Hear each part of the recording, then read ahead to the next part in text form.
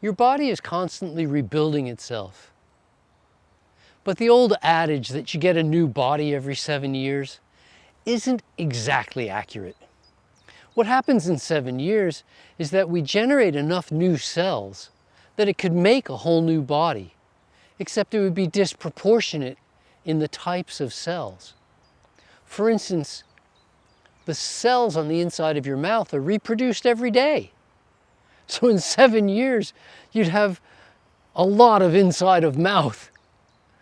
And you're creating millions of new blood cells every day. At the end of 7 years, well, I mean, it would be a lot of blood. But overall, we're producing enough cells.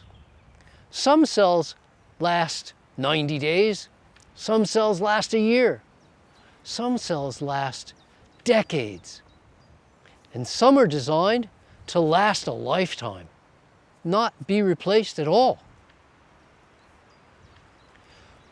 The cells that are replaced are dependent upon the nutritive material that you ingest and the nutrients that are not food related, such as B12 and vitamin D. But the quality of the new cells that we produce are dependent upon the quality of the materials that we eat.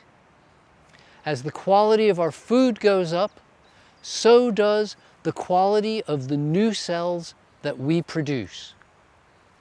And this is how we become healthier. As we improve the quality of our food, we improve the quality of our health.